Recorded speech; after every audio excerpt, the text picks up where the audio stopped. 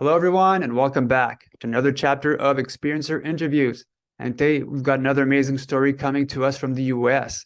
We have Robin Lassiter on board today. Robin grew up off-grid in a geodesic dome in southern Colorado, deeply connected to animals and the land. She has spent her life reckoning with anomalous and mystical experiences, and now guides others across the threshold from strict materialism into the magic and mystery of the sacred interior world. Robin works as a transpersonal coach certified by the Transpersonal Hypnotherapy Institute of Colorado and Raven Heart Center. She facilitates past life regression as well as guided trance work. She also offers mother work, inviting women onto a pathway to mature feminine leadership. Robin is an author and podcaster, with her podcast, Earth, a Love Story, currently available. Her book of the same title is coming out later this year. Robin has returned to her childhood valley and now lives there in an off-grid dome that she built with the help of family and friends. She spends her time gardening, writing, seeing clients, and enjoying the natural world. Her highest devotion is her life and service to all beings, including our precious planet. So, Robin, thank you so much for coming on. Thank you so much for inviting me. Deeply appreciated. Thank you. A lot of us never had the chance to be in a domed house or live off grid. So how was that as a kid growing up? It was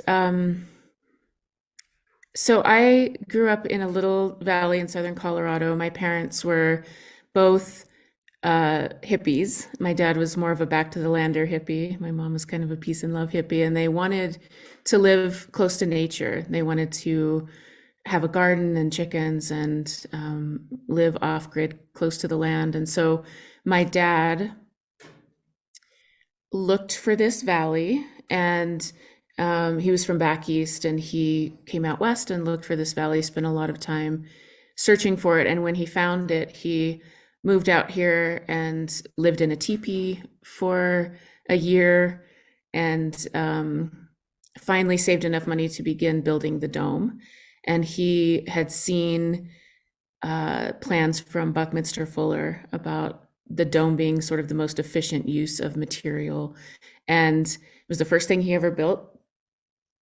He became a contractor, so spent his life building houses for people. And so we were very remote. It was just my mom and dad and sister and I. We didn't have a telephone or television or running water or, electricity for a long time. It was very, when you grow up in an environment like that, you don't know what's normal and what's not. Like, it was just a very normal life to me. But because of the solitude and not having the influence early on of TV and stuff like that, I just became very, very close to nature. And I do have to say, like, the experience of growing up in a dome, I don't know what it was like to grow up any other way, but my entire life, I've just been longing to get back to living in a circular space. Like, it was wonderful. It was just really beautiful. I got to be around animals a lot. We had a beehive, we had chickens and horses, and it was very idyllic, very, very idyllic childhood. Wow. So what happened when your contact started? Because back in the day, we weren't really influenced by, at least me, I didn't know anything about ET. So when things started to happen, I couldn't really make heads or tails of what was real. So Mm. so what happened to you as a kid? Yeah, so as far back as I can remember, I don't really know if sort of the first, what I would say, overt entity contact happened first, or if out of body experiences and traveling and things like that happened first, because the out of body stuff that I didn't have a name for until much later in life just was such a part of my normal existence. Um, so lots of sort of being drawn up and out of my body in the middle of the night, being in the stars, feeling like there was a presence with me, sometimes falling, being like kind of becoming overwhelmed and terrified, and then the sense of just falling and then ending up back in my body. But I didn't know that wasn't normal either. I was so young, I just had no context for anything. So that was pretty common, as well as dreams, always having really intense dreams about lots of different things. But the entity experience, I was probably 4 or 5, and I have like a core primary memory around this, but I've since done regressions and to try to get a clearer picture. So, but the core primary memory is just this being that was very insectoid. He had, my memory is of this sort of exoskeleton over a humanoid figure, and just a sensation that he was kind of there to check on me. And I wasn't afraid. He was kind of, I just thinking about that core memory is it's very still with me and very present and clear. And I called him Ant-Man. That's just in my like little kid, I always called him Ant-Man because he was sort of red brown and had this exoskeleton. So that was the first like overt entity contact that I can recall having. And it was in the dome. I found myself downstairs. We had a loft in the dome. It was just one big room basically, but then a second floor.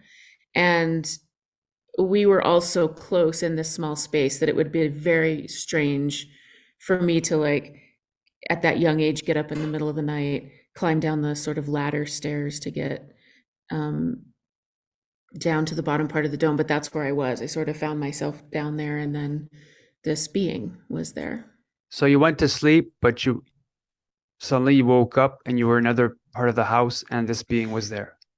Yeah, that's my, at such a young age, like I can do the best with the memory I have, but that's,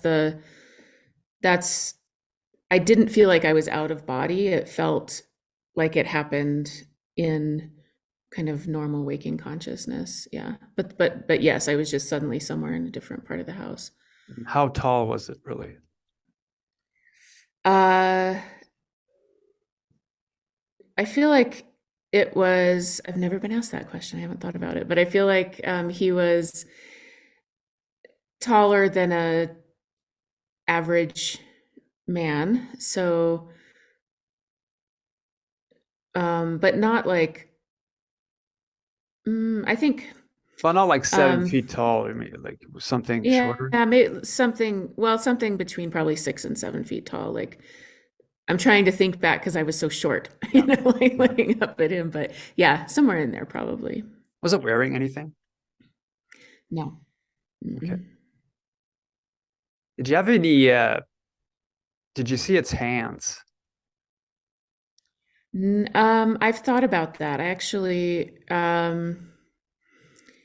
don't think that I recall seeing its hands. It was my strongest memory was of like the torso and shoulders and head. So I don't think I remember seeing his hands. Could you describe the head? Was it like more insectoid, more mantis? What It was this is interesting, and this is something that I haven't really gotten to the bottom of yet, but somebody asked me because it's so common with experiences for people to have the experience of the big eyes and sort of that overwhelming uh and I thought about it, and I because I didn't have that experience, but when I went back and tried to remember what the head and the eyes looked like, I got um like a panic response in my body, and it was sort of this like flush of panic, and so I couldn't access that. But what I do remember is like a very small sort of line mouth and the same kind of exoskeleton of the whole head. But I don't have a very crisp, like the most crisp memory I have is sort of the shoulder, like this exoskeleton of the over the shoulder. Do you know well, do you remember the type of eyes that the being had? Was it wrap around or round or I don't have that memory. And as I tried to remember, as I like tried to approach that memory, my body just okay. uh I became overwhelmed, and I had such a panic reaction that I don't have that memory. So what happened after that? You saw the being? Did you black out? That's my memory. I don't know what happened. I don't, that was sort of this kind of snapshot memory of that young childhood experience. And it's just those sort of images. And then, like I said, a sensation of sort of like, I'm here to check on you. And I was like, okay, didn't know, I did, didn't know what to say or do with that. And then, um, I think that I probably remember being back in bed, but it's fuzzy. Were you afraid of the dark? Not until later in my life. Yeah. Um, do you remember how the process of going through the going out of body? Because I've interviewed people in the past, and they remember feeling different densities of material going through the roof, the walls, and Mhm. etc. Did you feel something like that? I don't have that clarity at that age, Yeah. but as my life has gone on, and as I've come to terms and been able to turn towards these experiences that I really sort of compartmentalized for such a long time, I now have a much better, like I could tell you a lot about my out of body experiences as an adult, but at that time, Okay. no, yeah. Okay. So what happened after your contact with the insectoid? Did anything else happen? The other part of my childhood was I was very, I think because of being so connected to nature and the natural world, I just was an extremely sensitive child and sensitive person. And I felt energies, and I interacted with sort of the land spirits and the other beings on the property. And that was such a normal part of my childhood that I didn't know it was abnormal until I went out in the world. So there weren't any. I mean, I think the other prominent thing from my childhood were the dreams, the end of the world dreams, the kind of, I called them Armageddon dreams. Okay. And my family wasn't religious. We didn't have television for many, many years. Like I can't place how I would have been influenced externally to think about Armageddon or the end of the world, but they were very disturbing and often, and just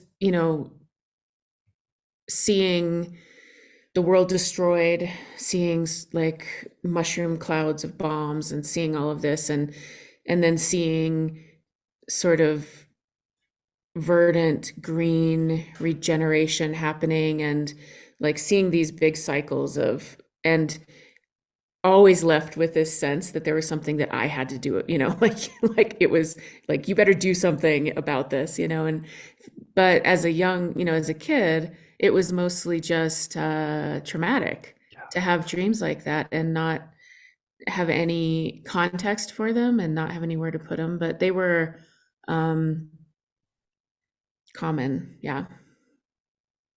Do you think the beings might have put that in your head? I think that as I've over the past couple years listened to other experiencer stories and heard so many other experiencers report having those same dreams, I think that it's connected to the phenomenon in some way for sure. But I have a like I there are some conclusions I've come to, and some that I just leave wide open to the mystery because I don't know. But I Hmm. think it's connected. Yeah. Yeah.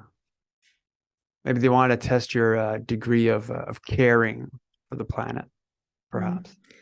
Um, but okay, so I guess you led a normal childhood, let's say, out, off grid, of course. But so did anything happen to you as a teen, or did things ramp up later in life? So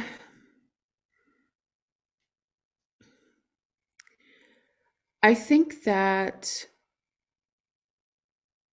there have been 3 times in my life that have been very active with this particular type of experience, the kind of what I call just sort of the ET experience. But there are other really important parts of my story that I feel like are all connected. And so part of that is just, again, my sort of extreme sensitivity and not really knowing how to be in the world, growing up in this valley and then going into the world and just feeling like I had no idea how everybody else seems to know what's going on. And I just didn't know how to be or what we were all doing or why, and so feeling really out of place and extremely sensitive. And so what happened in my teen years was that I learned how to numb that. And so a big part of my story is alcohol addiction, just a lot of trauma. Um, I think that what I've come to connect is that sort of the out of body stuff and this contact from a very young age, that there's something about the boundarylessness of that translated into my sort of relationships and being in the world and kind of not knowing what was mine and where my edges were. And so teenage years, early college years, early adulthood was all just, I sort of found the relief of substances, and eventually it wasn't a relief or helpful anymore, but that's sort Mm. of what happened at that time.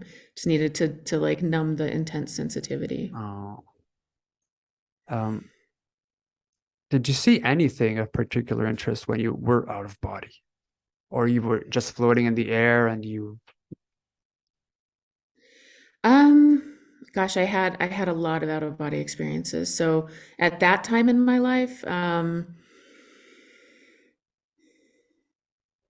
the I think the most prominent things that happened were being, moving up, like being up above the valley, up above my home, sort of getting higher and higher, going into the cosmos, and then feeling an entity, not seeing anything, but like feeling a presence. And then and then either becoming really scared and kind of slamming back into my body, or sometimes from there it would change into a powerful dream. It would be like, um, there would be some sort of switch into a powerful dream. But I think that maybe I became more conscious and aware of what was going on out of body later in life. I remember going through the basement ceiling, the roof, and within like a Mm. fraction of a few seconds, really, I was all in orbit, and I was shown like three huge outdoor theater screens, and I suspect I was Mm. seeing images of my past, as Mm. if I was like saying goodbye or something. And Oh, wow. yeah, that was a bit weird, but When you um, were a child, did you have that, or was no, I that was an adult a few as an years adult? ago. Yeah. Yeah, Hmm. um, I was about to go through open heart surgery, and I was a bit traumatized and Oh, scared, wow. and I was Mm. asking a lot. I wanted an OBE, force an Mm. OBE, get it done. Eventually, Hmm. it did happen. That's when I remember I just had like this huge electric shock go through my Mm. entire body, and I felt I was being ripped apart, like my soul and Yeah. my body being torn apart, let's say. And then long story short, I remember start hovering, going through the Mm. basement because I was sleeping in the guest room in the basement. So I went through the basement ceiling, through the roof, Mm. within like a few seconds, really. Then really going really fast up into orbit. So I remember seeing all Yeah. the stars, but Did you ever have any like paranormal stuff happen to you? Because these two are connected sometimes. Mm. Yeah. Um, Thank you for sharing that about your experience. And Uh, it called to mind a later out of body experience that I'll okay, share later in the sure. story. But yeah, so paranormal stuff. Yes. So I'm trying to think if any of that happened. There was a time in my life when it was very pronounced and really difficult when paranormal stuff came in. Um, and I don't know if I had anything like that as a child or as a young adult, but I was in a house in a really bad relationship and in sort of the heights and depths of my addictions. And that house was a 114-year-old adobe house in the middle of New Mexico, and it was um, absolutely, definitely had paranormal activity, and it was really rough. Lots of nightmares and waking up with scratches on my body and loud knocking in the middle of the night. And there was a tree on the property that was like vibrant and healthy and alive, and just within just like a very short period of time, dropped all of its leaves and fell into the barn. Um, that house, interestingly, the address was 1111, which is one of the reasons, because of course I was, as we often are, just like plagued by these numbers constantly. So I saw that house and it was really like beautiful. And the day before I closed on that house, like the night before I closed on the house, lightning struck the tree in the front yard and brought down this massive cottonwood tree branch and blocked the entrance to the driveway. Like what I say now is I like should have seen the signs. It was a very dark experience and a dark time. There were lots of things that happened there. And one of them is the most profound, like experience, ET experience, or I don't even know if I would call it ET, but perhaps light beings, or I'm not sure exactly how to categorize them, but I was uh, out of control with my addiction and suffering with it, like really trying to stop and not being able to, and every day waking up and saying, not today, and really just struggling with that. And in a blackout drunk, stepped out of my bedroom and fell. And my only memory of that night is of these beings at that moment. And they came and they sort of like emotionally and energetically kind of cradled the fall and said it was this or something worse. And I broke my ankle. I sprained my other leg badly. It was really, really bad. But that was the last day that I drank. And I'm 6 years sober now, 6.5 years sober. So I feel it's one of the moments of my experiences that I feel very clear about, that it felt like an intervention. And it felt like not only did it save me from my own demise, but I feel like they helped me avoid some really dark karma that would have come about from me possibly hurting someone else, drinking and driving or something like that. It was a very dark, dark time. But that was an unforgettable, profound, like in the top 10 probably, or maybe even five most powerful moments of my life. Yeah. Could you describe them, or were they just like a Yeah. yeah? I know them, which is great. So I've had several experiences with this group. And um, let's see here.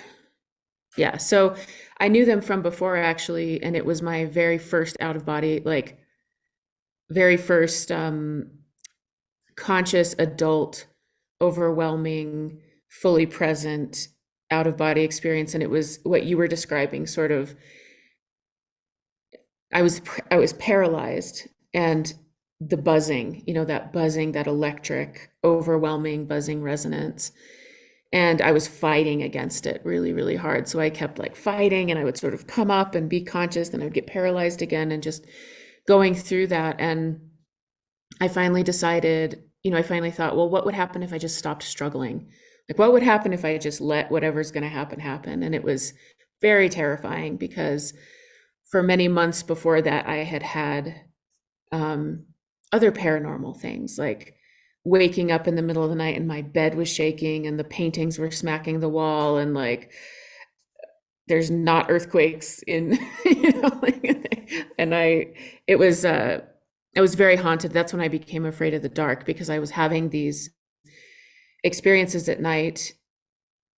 This will all lead into my like entity experience, but I was having these experiences where I was paralyzed and feeling like something was climbing up onto the bed, or feeling, like a dark, shadowy presence in the room. And it was terrifying. It was absolute terror, being paralyzed and having these experiences happen. I had no idea what they were. I didn't have any idea what to do with them.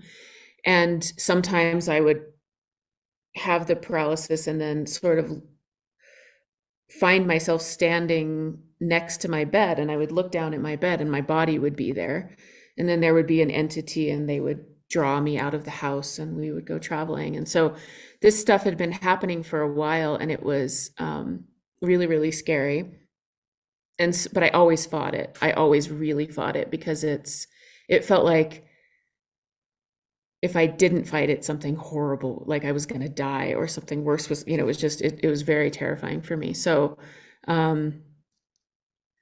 so one night I'm, really fighting it. It's very overwhelming. And I decide I'm just going to surrender to it, because I don't have any more ideas. I can't figure out how to make it stop. So I think I'm just going to let this happen and see what happens. And when I did,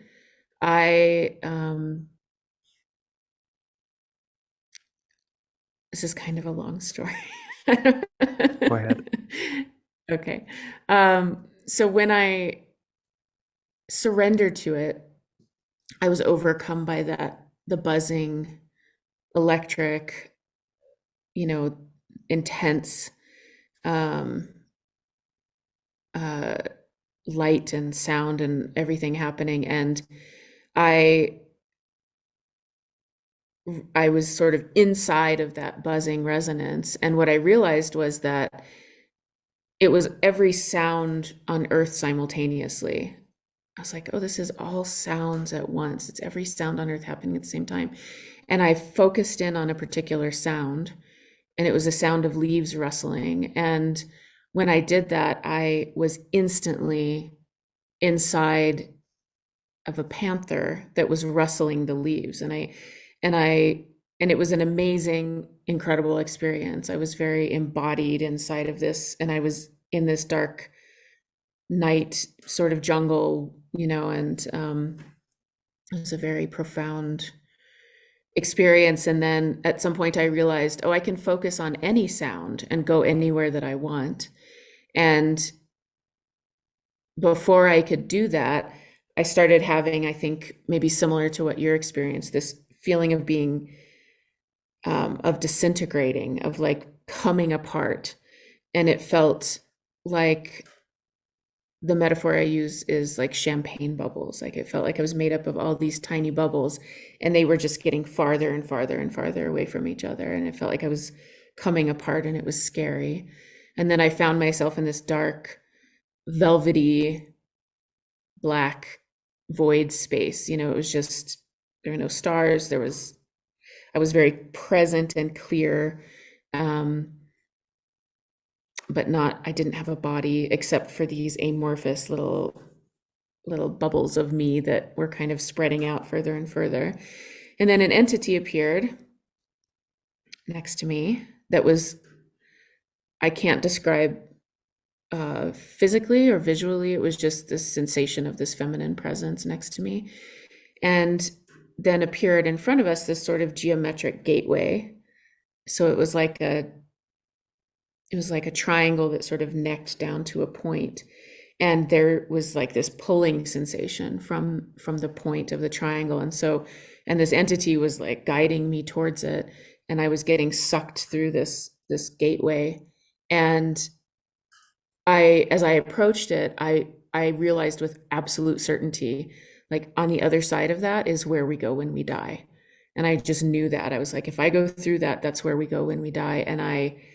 And little parts of like my little bubble self had, some of it had already gone through, and I got really, really terrified, and I pulled back, and I slammed, landed back into my body, woke up, sat up, like adrenaline, and then immediately laid back down, fell instantly to sleep, and instantly into a dream where I was at a place near here where I grew up, and out of the horizon came these four beings. In They were light, and four heads and four sets of shoulders. They were like a collective, and they came up out of the horizon and said, "We're here for you when you're ready." And so I called those beings the four who are one, and those beings are the ones who cradled me when I fell and broke my ankle. So that was the first time that I met them, was after this wild out of body experience, and then this dream of them telling, "We're here when you're ready." And the second time was in that hallway when I broke my ankle. Hope Are all you that made sense. depicting what angels used to look like four-headed beings, like I one don't know. torso and four heads? No, it's more like they're four beings, but they're light, and I can only sort of see the silhouette of them. Okay, And but it seems like they have four distinct bodies, but when I see them, I just see four sets of shoulders and okay, four heads. okay. And yeah, so I think of them as a collective. Wow. Did you get any sense of gender from them? I feel like I feel like the one that I am in communication with most is male, and I feel like there I think that there are two that are feminine, and then there's another that I don't know what the other one is, but the only one that I have sort of regular, that I feel like I kind of have a connection with and can have conversations with, is the main sort of male presence. You talked about earlier an entity that I think you were afraid. Was it like a shadow entity? Do you Mm. recall how, what it looked like? During the time when I was having that repeated paralysis, there were, I don't, it was a shadowy presence, and it felt very terrifying. So I don't know if I don't have a very specific, clear memory other than just the terror and the feeling of that presence. And then, like, the entity who one day sort of led me out of the house and went traveling. I wasn't afraid of that entity, but it happened in the same kind of time period when I was really struggling and being paralyzed a lot. And so I don't know. That's one of the mysterious places for me. Did you ever get the sense of that they loved you? I had this experience once where the this female sort of angelic entity appeared, and she showered me with love, and like Mm, every cell of my body felt what I'd call love radiation, mm, and it was so powerful that I was paralyzed. So I'm not sure if you ever had that. mm, mm. When they cradled my fall, not that I didn't hit the ground, because I did, but like sort of, I mean, it was just this compassion. Like it was this immense concern and compassion and care. And I did feel that during that experience. And then when I had sort of overt, I guess, sort of ET stuff happen a little bit later in life, I had what I would call state experiences, where I would have dreams, or um, and then I would just wake up in that bliss. I would have these just big bliss experiences. So that's the closest I can get. I don't know if I had like a one-to-one, like an entity sort of transmitted that, but I've had those profound like bliss experiences that are just, Oh, it's like it's for I used to categorize it as like, oh, actually everything is going to be okay. You yeah. know, like it really is okay. Such a blessing when that happens. I thought that would have been at least that feeling could have what we would portray as being in heaven, let's say, all the time. Mm, That love, hmm. the being, the compassion, the love, the caring. It was beautiful. And Yeah, when you get out of it, you come out of it, you're sad because you're back to the normal life, right. which is really sad. Okay. So what happened after those experiences? Did you did other like ET stuff happen? Did other paranormal stuff happen? Yeah. So after those, so as part of those experiences, I started having dreams about orbs basically. And they happened when I was having Armageddon dreams. So I would be dreaming of like war and refugees and, you know, again, like explosions on the horizon and long lines of people and trauma, and everybody's kind of running from something. And in those, and then, so I'd be having that dream, which I'm kind of familiar with. Like I've had those my whole life. But then these spheres started would just I would just notice they would be way up in the sky, and as I noticed them they would just start getting closer and closer and closer until they would just, like in the dream, I would just become overwhelmed and then sort of fall unconscious. And I kept having these dreams over and over. And so through some combination of those experiences and the paralyzing and the out of body and all of those times, it was just a very heightened, intense time for me. And at that time I lived in um this was before my like sort of haunting experience in the central New Mexico. So I lived in a different house in northern New Mexico, and I owned it. I was like having a normal life. I had a career. I was, you know, like my life had kind of settled down. I was sober for the first time in my life. That was the first time I got sober. And it was like things felt really settled. I had chickens and I had a horse and I was growing a garden, and it, you know, it was like a really nice life. And then all of this stuff started happening. And in response to that, I thought, I can't, like this sort of normal life where I live in a house that's a little too big for me and pay a mortgage that's a little too high and like have this kind of normal life that never really made much sense to me. I was actually like, actually, I don't really want to do any of that. So, kind of in response to those dreams, I gave away everything I owned and bought a little 256 square foot yurt and put it on this property in the middle of nowhere, and then lived in a yurt for 2 years.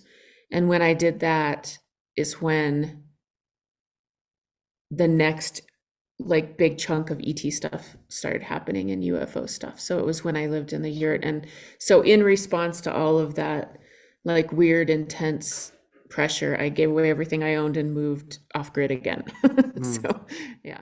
So a lot of it happened in dreams, and I would be, and the spheres were involved too. Um, so the ET stuff specifically, like the blue sphere, the blue orb, was always sort of associated. There were three. There was sort of a purple one, there was a green one, and there was a blue one. And the blue seemed associated with ET stuff. So I would be dreaming, kind of a normal dream, and this blue orb would float down, and then I would find myself in a new place. One dream in particular, I was standing where I would eventually end up putting my yurt, even though I didn't know it at the time.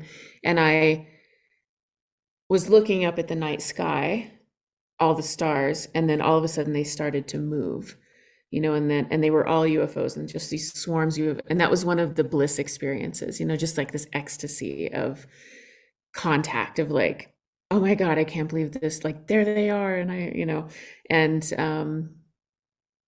overwhelming beauty, and lots of dream experiences like that. And then also seeing, like when I lived in the yurt, I didn't have a like plumbing in my house, so if I had to use a bathroom in the middle of the night when it was 4 below or whatever in winter, I would go outside, and there's nothing more beautiful than a cold, dark sky. It's so crisp and amazing. And so I had the whole Milky Way, and many times I saw lights, moving and craft and making 90-degree turns. And that was a relatively common experience during that time. So yeah, and it was also, I started dreaming of this huge craft that was like, I don't know, like half a mile across or something, just this massive craft, and sort of being floating above it, and then finding myself inside of it. And I had dreams that it's the only time that I've had dreams of grays. But I had a dream experience with grays where they were kind of like working on something on my body. And it was a lot of stuff like that. It was sort of overtly craft, ETs, the ecstasy experience, which I don't know if that's something people have, but Yeah. I often, like, I've had the dream of the stars coming alive dozens of times, and it's always an ecstasy. It's always just such a beautiful, exciting experience. When I saw my first craft when it came just above our house, really up close, maybe 30 feet above it. Mm, Yeah, a lot of people would be afraid. I was just in awe of the thing, how beautiful it was. Whole thing mm, lasted a minute. Same craft wow. came in overhead a week later. That's when I called in my folks. I Mm, went to the house and get my folks, and they both saw the craft and both thought it was amazing. And wow. but yeah, when you do see stuff that special, you do either there's a fear factor that kicks in, or the Hmm. wow factor. Uh, Yeah. and did you ever see like UFOs up close? No, I've only seen in like normal waking consciousness. I've only seen lights in the sky. So they've been close, they've been sort of low to the ground, but I've only ever seen craft in like um, craft up close in either a dream state or an out of body state. Okay. Now, we talked about your dad a bit earlier. Now there's always a link sometimes I try to get into, like a family link, bloodline, stuff like that. So I think you told me your dad had stuff happen to him. Could you get into some of his stories? Yeah, he's told, let's see, the most dramatic one that I can think of is that he was driving down the road at night coming home from work, and there were 6 lights that were uh down at the same level, as he was. So they weren't up in the sky, they were down, and they were coming towards him on the road, and they just split, and 3 went around one side and 3 went around the other, and then they just kept going. And he I don't think it changed his life. Like he just was like, that was, I don't know what that was, and then kind of went on with life. So um I don't know. It's I think he's had other experience where he's maybe seen some things in the sky, but that one was the most overt. And um he doesn't have the bug, you know what I mean, like I do, where it's just becomes this. I mean, for me, all of this has been a profoundly deep spiritual transformation, and it's directed my whole life to try to make sense of and stabilize in the sort of mystery of it all. And it's driven me, and that was not his experience with it. He was just, I mean, that sounds like an amazing, profound experience. That would be on my, like, top 5, but he was just like, I don't know what it was. Just kind of Okay. went on with life. Yeah. So what happened later on? Did your contact gradually increase, or did other stuff happen to you? Yeah. So let's see here. Where are we? So the yurt experience was just before the experience in New Mexico with the kind of paranormal dark place. That was the really kind of the darkest time in my life. And um, I went through that experience and I moved to Hawaii. I always had a job that I worked remotely, even for, many, many years before the pandemic. So I was able to move different places. And so I went and lived on the big island of Hawaii for almost 2 years. And that was not, I never saw a craft. I never saw like the ET stuff really settled down, but it was just like the land. I don't know if you've ever been to Hawaii, but it's just, for me, it was just like synchronicity. It was just this very wild, intense, compressed time of just synchronicity. And also like getting therapy for the first time in my life and like learning how to be a sober person in the world and kind of stabilizing my sensitivity and learning a lot about why I had so many, so much difficulty and stuff like that. So it was a really good healing time for me. But all the experiences just really diminished. And then after almost 2 years, I came back to the mainland and I had probably a 2 year period where I had nothing. Like I didn't even have a dream. It was, and I missed it, like even though a lot of my experiences were terrifying and there were times when I wished that they wouldn't be there, for sure, like the paralysis experiences and all of that, and the paranormal stuff in that house in New Mexico. When it all went away, I got sort of lost, I kind of like it was such a normal part of my life. So there was a period there where it went away. And then at the end of 2019, it just turned up. It just ramped up tremendously. And so I started having out of body experiences again. I had contact with the four who are one again. And I still didn't know ufology existed. I didn't know what an experiencer was. I had no context for this. And like our sort of overculture is not great at helping people who have experiences that don't fit neatly into the sort of strict materialist world. And so I was feeling very lost by it. And I ended up going to have a between life soul regression from Dr. Linda Backman. She was part of the Newton Institute. So Michael Newton's books, Life Between Life and all of those. So she's in that lineage. And I had a between life experience or regression with her. And I hold all of this lightly, like I've not made any hard and fast conclusions, but what that experience showed me was that I don't typically incarnate here on this planet, and that the four who are one are are some of my guides, and that I'm very connected to them, and that and they sort of gave me this big mission. I've always had, I don't know if you've had this, but sort of a lifelong sense of mission. Like I'm here to do something. I'm here to, so that was a profound turning point. It sort of helped me to integrate the wildness of my experiences with my life in a way that I hadn't before, and kind of opened a door. And then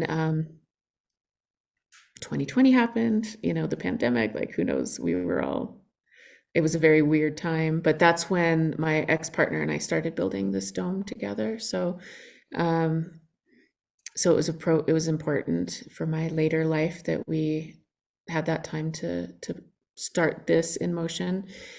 And then early 2021, I had the next really big experience. And it reminds me of your experience with going through the ceiling and through the roof and then being shot up into space. That's basically what happened. I felt sort of the buzzing, I felt the electric, and I had been through some, learning about some things, I had learned that often can happen before an out of body state. And so it was demystifying a lot of this for me. And so when it started happening, it was one of the times where I thought, this isn't my first rodeo. I've done this before. I don't really need to be afraid. Let's just go with it. We'll see what happens. And so I really surrendered to it and came up out of my body. I was like squished up. My face was squished against the ceiling. I could see all the texture, and then I shot through the roof and out of my neighborhood, just like blasted into space. And the 4-who-are-one, I believe, were above me and handed me this. They gave me sort of this light and vibrational technology. I don't know how to describe it otherwise, but it was something that they said, basically they gave this to me so that I could learn how to do out of body stuff on my own, so that they wouldn't be the ones pulling me out of body, but that I could learn to go out of body on my own. So they gave me something, sort of this, and it was vibrational and sound and light, and it was sort of a contained line of that, and they gave it, and I installed it in my body near my spine. And then I came back down, and I woke up in bed, and I was blinking my eyes. It was like really hard to open my eyes, and I came in like sideways. I had gone out of body just laying on my back with my head on my pillow. But when I came in, I was sideways and my head was under the covers, and it was very strange, and it's very hard to move. And so I pushed myself up and I sat up in bed and I looked around, and I was in my bedroom and I was sitting on my bed, but it was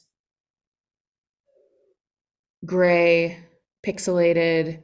There was this honeycomb grid all around me. So this hexagonal shapes, and I could look at it and see this grid and see that there was like information in the shapes.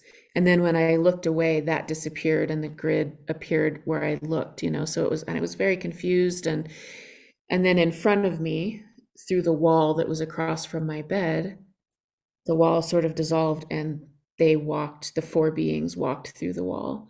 So the 4-who-are-one, only not as a collective this time, they were separated into their individual selves, and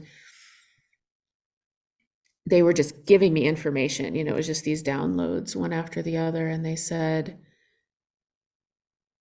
this is what your reality hangs on, referring to the honeycomb matrix. They said, this is what your reality hangs on, is this matrix, and it changes based on the quality of, like, where you place your attention and the quality of your attention. So this reality changes based on your attention and the quality of your attention and where you place your attention. And I said, in my brilliance, am I not in my body? And they gave me this, they were like disappointed in me. I felt they were just like, wow, you should ask better questions. And I immediately got all these sensations, like how hard it was for them to arrange this, and how much effort it took, and how they wished that I didn't want to get back to my body, because it was a really kind of big deal that they were there. And so I said, am I not in my body? And all of those sensations, like all of that information came in. And then I said, I need to get back into my body. And then like was back in bed again, sat up again, and my world was back to normal and everything was okay. And that was, like ontological shock for, like, I had to get up and go to work. And it was, I was like, it was hard. Like you were talking about when you sort of return to normal, the world after the experience of that bliss and love, and it's hard to move between these worlds, So that was rough. It was, nobody really understood what I was talking about. And at that time I found the experiencer group, which had just been created, and it's a like private support and community space. And so I had just found this new community where I could start to talk to people about these things. And so that was incredibly helpful because that one was rough. That was a big one, like what was all that and how do I bring that into my normal waking life? What do I do with all that information? Did you get a sense of knowing why these things were happening to you? I have a sense of, you know, I am reluctant ever to say that I know what's going on because it's too big. Like the mystery is too big. And as soon as you try to wrangle the phenomenon, it just slips out of your hands, like it's just, that's part of it. It's just sort of tricky. And it's like you think you have a handle on it, and then you hear some experiencer's story that just kind of blows up what so I hold all of this lightly. And at the same time, I have put together a narrative. I've one of the things that they told me, they told me my missions. They told me them very, very clearly. And so one of them was writing this book. And they said, this book will span the gap between these two major parts of your life.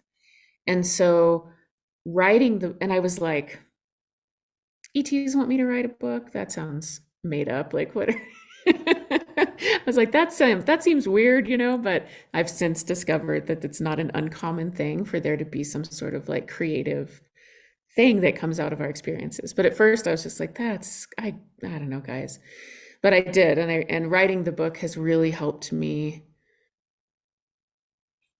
tell a helpful narrative about my life. There's lots of stories that I could tell about my life in terms of the trauma, addiction, bad traumatic relationships. And I sort of like through the writing of the book, I was able to put my life into something that made sense. And so I responded to what they were asking me to do. I started, which I don't, I'm on the, like, I'm on a little bit on the fence about as well, because I don't think that we should just do what they tell us to do blindly. I think that being incarnated and being in form is really profoundly powerful, and we get to have agency in what we decide to do with our lives. And so I've sort of found this middle ground. Like I know what they told me my mission was, and I'm doing my best to do those things if they're aligned with my own desires and agenda on the planet. So I feel like I'm going down the path, but I don't know if I'm answering your original question. Well, to get into your book, you said that it's going to be published this year. Yep, it should come out this year. We're in the sort of final editing processes, and so I've been writing it for 2 years, and then the podcast is basically me reading the book because the publishing process is so slow, and I was feeling all of this pressure from my team and from these guides and the ETs to just get your book out, just get this story out. I personally think it's very healing to hear other experiencer stories. It's always incredible when that happens. And so that's part of it, as a way to kind of like give back and tell my story, but also it is bridging the gap between these two parts of my life. And I need to tell this story so that I can move on to the next thing that's happening in my life. So as part of this process, I quit my job. I was a practice manager for a surgeon for 15 years and quit that job and started to go into this work. I studied with Linda Backman, who I had the past life regression with, and got certified to do past life and between life regressions, and then went to the Transpersonal Hypnotherapy Institute. And so everything in my life has changed through accepting myself as an experiencer and understanding the broader picture of it. And I'm doing what they want me to do. And also I still push back. I'm just like, I can't, like, I have a life, you guys, it's hard here and we get cold and tired and, there's other things to do. So, but I'm definitely moving my life into a much more spiritually aligned place and doing things that I feel are of service. And I've also developed trust with them over the past, 10 years. And that's been a slow process, but that helps when I make decisions to do what they tell me or what they're asking of me. It helps that we have a history now and we've developed some trust together. Oh, that's nice. Well, it's fun to have these beings watch over you that, you do have a sense of something out there protecting you. Yeah. I had a few Yeah. experiences down the road that really proved to me that there's something watching me. Mm. I can't say every time, but when there's something really bad happening or traumatic, Mm. I've had sort of, let's say, things happen to me that proved that, there's something out there. Yeah. Did you, now you talked about being in a void, I Mm. think. I had this experience once where I was unconscious, but I'm totally surrounded in blackness, darkness. Mm. But I know I have a body, but I'm not seeing it. But Mm. I guess I'm either on a table and my eyes are closed, or I'm floating in this void and my arms are dangling by my side. And Mm. slowly I feel myself being drawn down and being brought back into my body. So I Mm. feel like I feel the reintegration. Then slowly I start feeling my appendages coming back to me and my legs and my Mm. arms and stuff like that. So that I wanted to get that out. Yeah. Um, I don't think I've had a conscious return like that. I don't think that I've been present for the sort of reintegration. And I love that word, reintegration. That's amazing. yeah. Did you ever wake up groggy and having like beings inside your bedroom or near you? Because I had that. Or Yeah, let's see.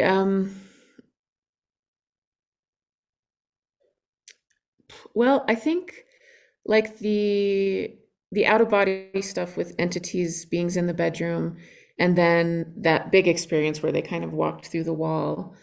Those were the two big ones, but I don't know, like I think that I don't know if every experiencer deals with this, but like waking up exhausted is such a thing. Mhm. It's like as if we've been working all night, or traveling or doing something all night. So waking up exhausted, but I'm not sure if it's exactly what your No. experience about that. Yeah. Imagine waking up to having these. I had an experience once where this was in 2013 in wintertime, and there was a black hole that appeared in my bedroom doorway, Mm.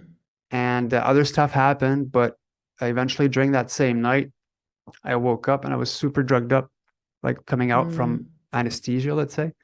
And there Mm. was these 5, 6 foot tall, broad-shouldered shadow beings in the bedroom, walking in front of the bed and on Mm. my fiance's side of the bed. And they had this really huge round helmet. But I was drugged up, but I Mm. was able to raise my arm and say hi, and that's when I blacked out again. Um, Mm. so yeah, that Wow.